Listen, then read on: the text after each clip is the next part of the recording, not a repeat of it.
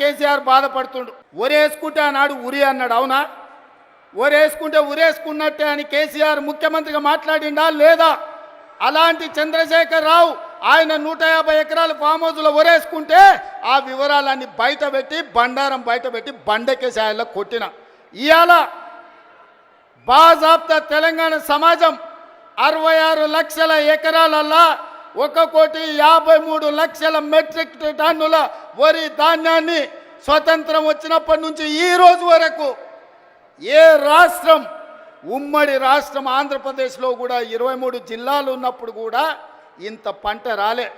ప్రపంచ రికార్డు ఇవాళ తెలంగాణ రాష్ట్రం 66 లక్షల ఎకరాలలో 1,53,00,000 మెట్రిక్ టన్నుల వరి ధాన్యాన్ని పండిస్తే ఎంఎస్పి ఇవ్వడమే కాదు, సన్న వడ్లకు 500 రూపాయల బోనస్ ఇచ్చి కొంటున్న రాష్ట్రం ఈ దేశంలోనే తెలంగాణ రాష్ట్రం ఉంది.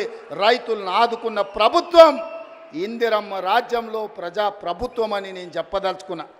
ఇవన్నీ కోల్పోయిన టాన్ కేసీఆర్ని అడుగుతున్నా, నీ దుఃఖమేందో నీ బాధ ఏందో నువ్వు చెప్పింది నిజమైతే రా, అసెంబ్లీలోకి రా, చర్చ పెడదాం. తారీఖు నిర్ణయించు చంద్రశేఖరరావు, ఏ రోజు చెప్తావో ఏ సమయం చెప్తావో ఆ రోజు అసెంబ్లీ పెడతా రా. నువ్వు ఓడితే ఇంట్లో పోయి బంతవా? రాహుల్ గాంధీని చూసి సిగ్గు తెచ్చుకో. 3 సార్లు ఓడిపోయినా ప్రతిపక్ష ఉండి కన్యాకుమారి నుంచి కశ్మీర్ వరకు 150 రోజులు 4000 కిలోమీటర్లు మండు టెండల్లో మంచు కొండల్లో పాదయాత్ర చేసి ప్రజలకు అందుబాటులో ఉన్నోడు అంటే బాధ్యతాయుతమైన ప్రతిపక్ష నాయకుడు. అధికారంలో ఉంటే దోసుకుంటా, ప్రతిపక్షంలో ఉంటే ఫామ్ హౌస్లో వండుకుంటా. ఇదా నీ విధానం?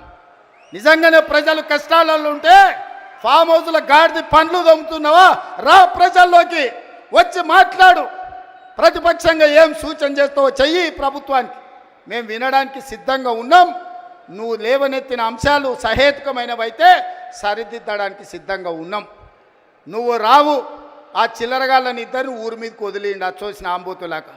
ఊర్లలో దేవుళ్ళకి వదులుతారు కదా దున్నపోతులని తెలుసు కదా, అది 7 చేనుల మేసి వచ్చినా ఏమనం. దేవరకు వదులుతాం కదా అచ్చొచ్చిన వాటిని, దేవరకు వదిలే ఓ రోజు బలి ఇస్తారు.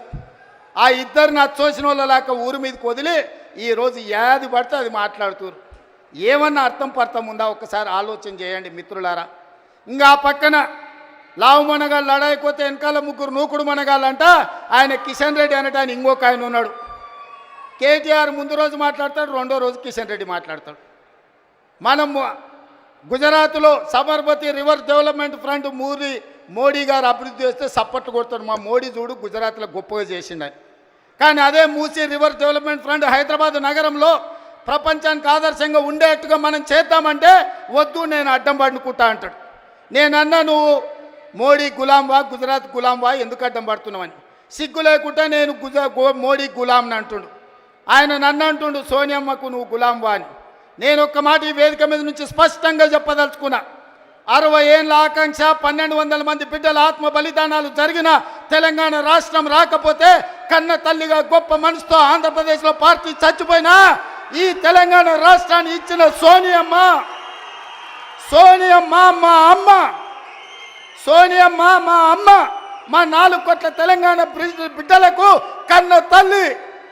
ఆమెకు ఊడిగం కాదు, ఆమె కాళ్ళు గడిగి ఆ నీళ్లు నెత్తి మీద చల్లుకున్నా అది తక్కువనే అవుతుంది. కిషన్ రెడ్డి, ఇప్పటికైనా నీ పాపాలు కడుక్కోవడానికి రా.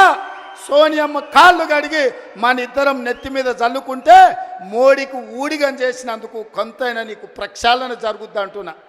పార్లమెంటులో నిటారుగా నిలబడి ఈ దేశ ప్రధానమంత్రి నరేంద్ర మోడీ తెలంగాణ రాష్ట్రాన్ని సోనియమ్మ పార్లమెంటు తలుపులు బంద్ చేసి దుర్మార్గమైన పని చేసి తల్లిని చంపి పిల్లని బతికించింది.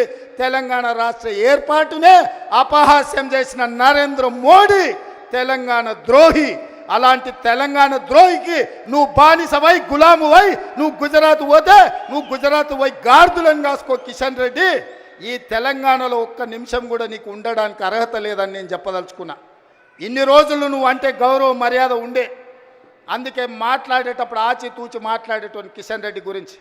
కానీ కిషన్ రెడ్డి మీద ఉన్న గౌరవం నాకు 100% పోయింది.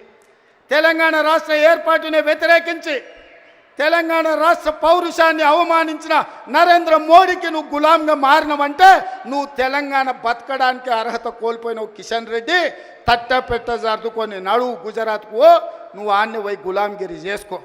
నేను మళ్ళొక్కసారి చెప్పదలుచుకున్నా, సోనియమ్మ కనికరం వల్ల, సోనియమ్మ త్యాగం వల్ల 60 సంవత్సరాల మా తెలంగాణ రాష్ట్ర స్వప్నం నిజమైంది.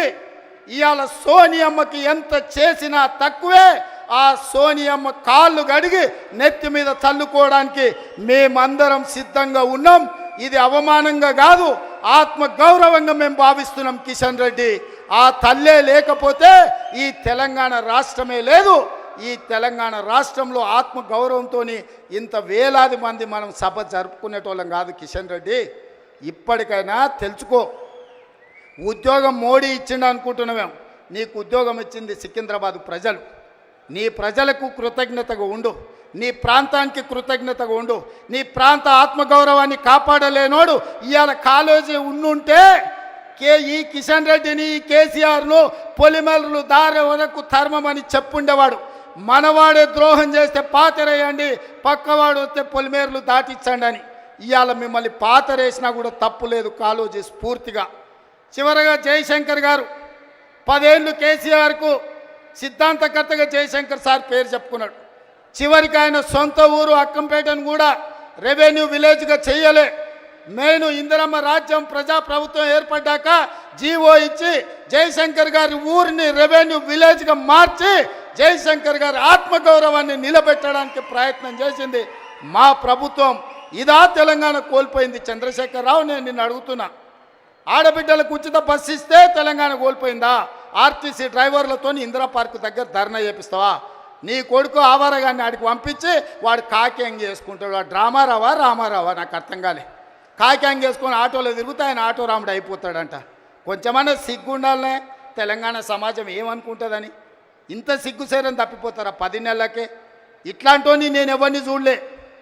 ఇవాళ అందుకే ఈ వేదిక మీద నుంచి మీరిచ్చిన ప్రభుత్వం, ప్రజాప్రభుత్వం, ఇందిరమ్మ రాజ్యంలో పేదల సంక్షేమం కోసం పనిచేస్తున్నాం. ఏ గడ్డ మీద నుంచి పోరాటం మొదలుపెట్టినామో అదే గడ్డ మీద సంవత్సరం పూర్తి చేసుకున్న సందర్భంగా ఈ వరంగల్ పట్టణాన్ని నగరంగా మార్చి హైదరాబాద్తో పోటీ పడే విధంగా అభివృద్ధి చేయాలన్న ఆలోచనతోటి ఇవాళ మీకు నిధులను ఇవ్వడమే కాదు, మీ గడ్డ మీదనే మొట్టమొదటి ఉత్సవం జరుపుకున్నాం. ఈ ఉత్సవానికి వచ్చిన వాళ్ళే కాదు, తెలంగాణ నలుమూలలు ఉన్నోళ్ళందరినీ కూడా ఆశీర్వదించండి. ఇంకా 4 సంవత్సరాలు కడుపు కట్టుకొని రోజుకు 18 గంటలు, ఒక్కరోజు 1 గంట 1 నిమిషం కూడా సెలవు తీసుకోకుండా మీకోసం పనిచేస్తా.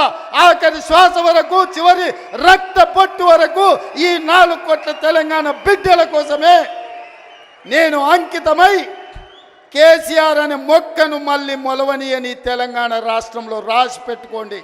చెప్పిన నాడు ఓడిస్తాని, ఓడించిన పార్లమెంటులో గుండు 0 అని చెప్పిన గుండు 0 తెచ్చిన. ఇవాళ నీ పార్టీని మళ్ళీ మొలకెత్తనియనని ఈ వరంగల్ గడ్డ మీద నుంచే చెప్తున్న కేసీఆర్, కాసుకో, చూద్దాం ఏందో మా కార్యకర్తల పౌరుషమో, నీ తాగుబోతు విధానాలు, కుట్రలు, కుతంత్రాలు తేల్చుకుందాం. నువ్వు అనుకుంటున్నావేమో మౌనంగా ఫామ్ హౌస్లో వండుకుంటే నీ సంగతి నాకు తెలియదని.